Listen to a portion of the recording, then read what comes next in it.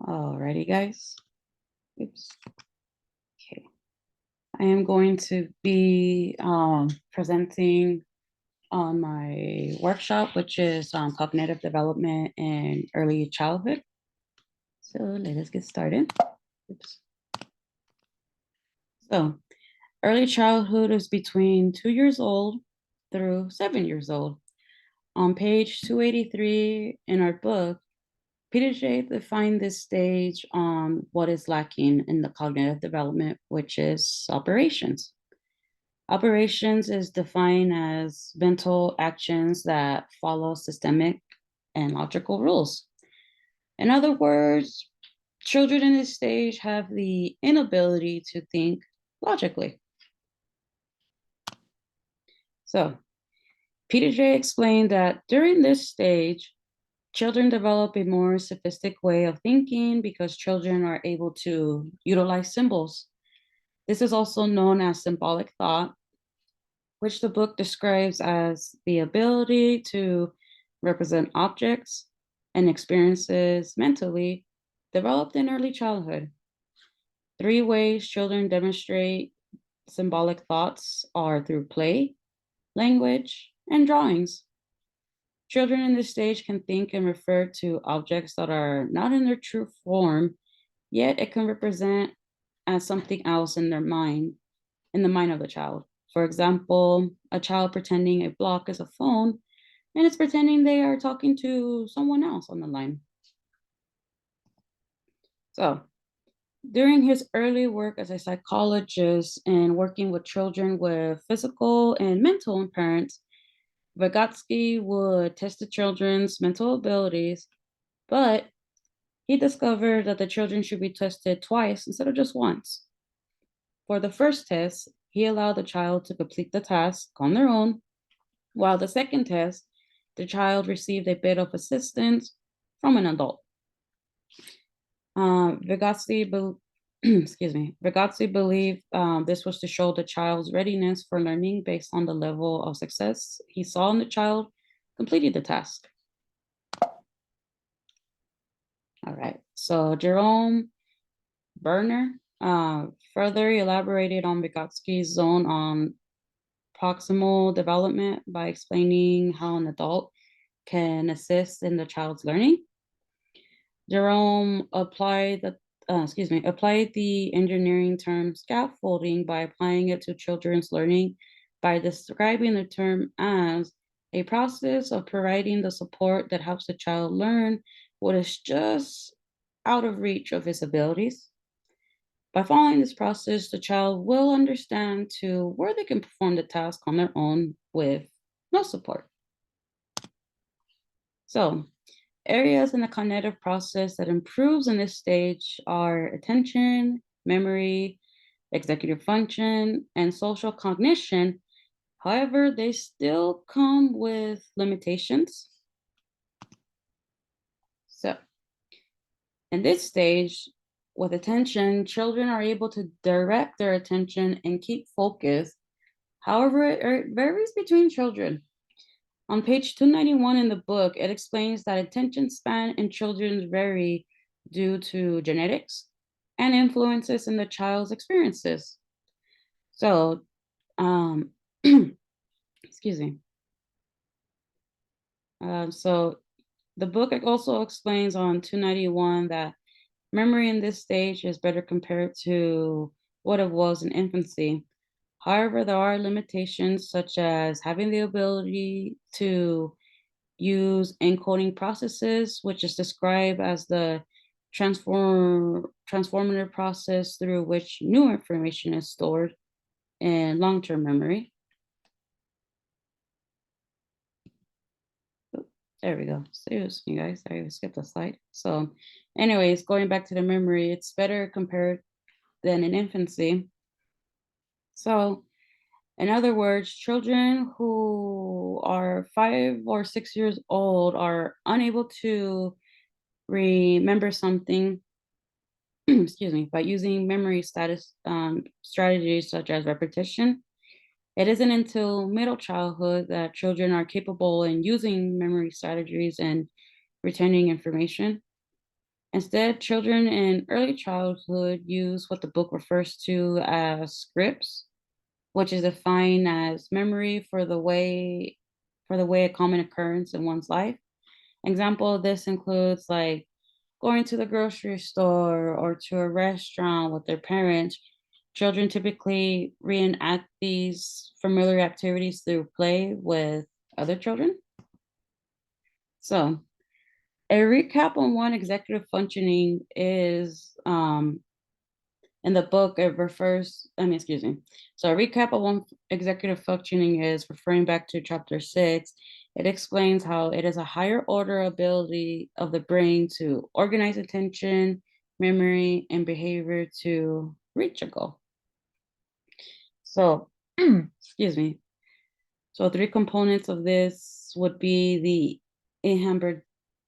inhibitory control, working memory, and cognitive flexibility. So, another recap on how the book describes social cognition from chapter 6. It is the cognitive process we use to understand our social world. A critical component that develops in social cognition during childhood is called theory of mind.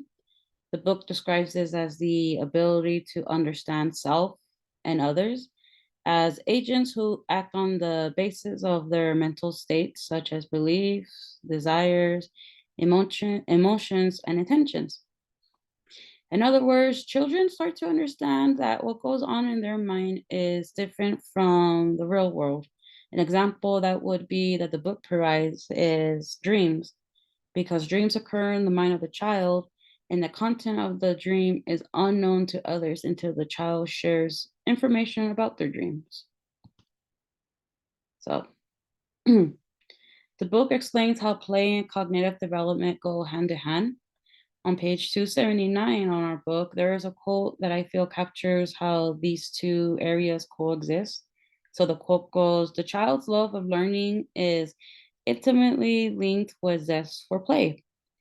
Children not only have fun while they play, but it is also one important way that they learn. In other words, play helps the cognitive development in children." So I found a excuse me. I found a systemic review that examined the relationship between physical activity and cognitive development in early childhood, and specifically in healthy children during this stage.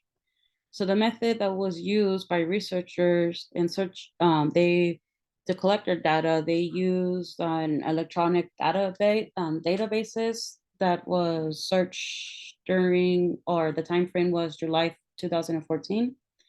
So according to the article, there was no study design, date, or language limits that were implemented in the search.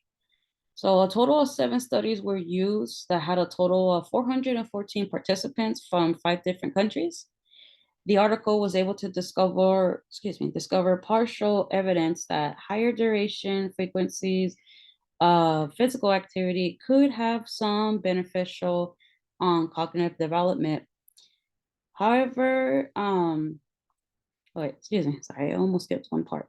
So 6 out of 7 studies actually showed that higher duration of physical activity had beneficial effects on one cognitive development outcome. And there was no study that found that higher duration of physical activity had effects on any cognitive development. And 6 out of 7 of the studies were rated as weak quality of evidence. So the researchers believed that they needed to have further research due to the shortage of information to support this idea.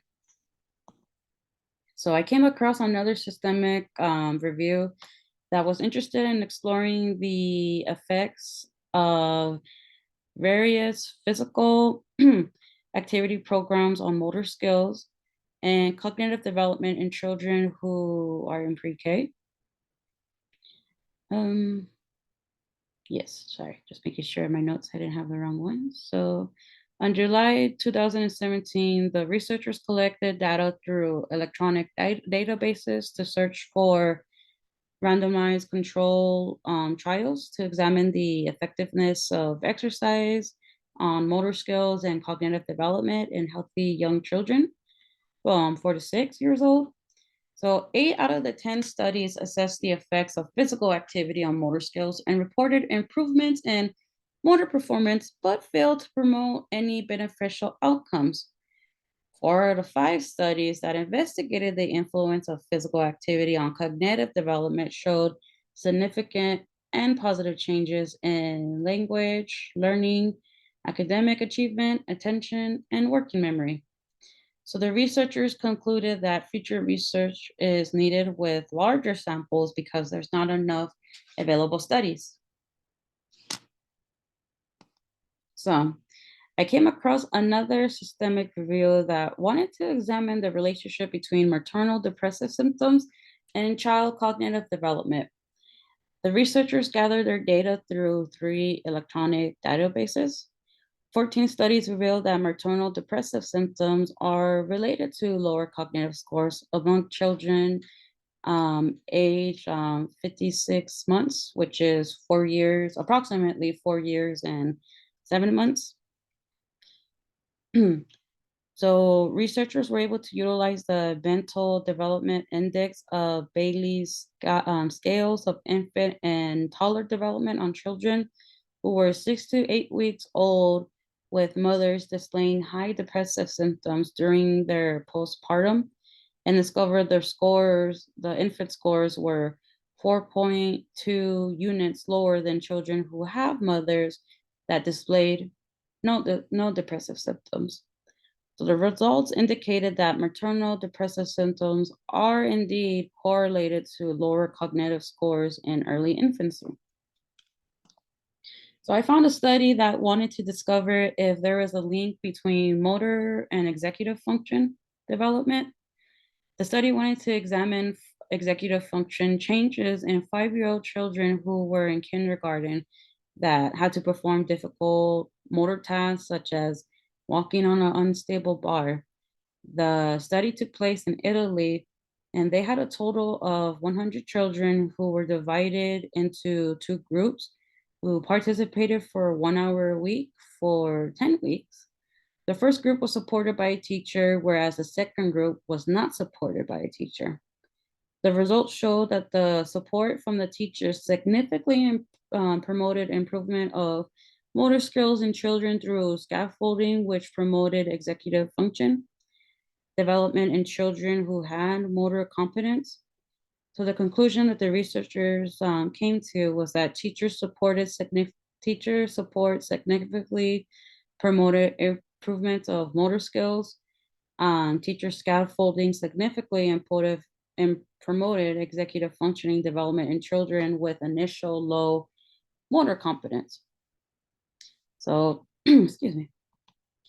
Lastly, I discovered a study where researchers wanted to examine the different trajectories of reported sleep duration that is related to early childhood cognition. The researchers collected data through caregivers that reported sleep duration using the Brief Infant Sleep Questionnaire with infants ranging from 3, 6, 9, 12, 18, and 24 months. So the Bayley scales of infant and toddler development was used to assess cognition. So with this, the results showed higher scores in the Bayley scores when there was, excuse me. So the results showed higher scores in the Bayley scale when there was long, consistent night sleep versus children who scored low in the Bayley scale when there was no long, consistent sleep. And those are my references, guys, and I am all done. Thank you all for watching.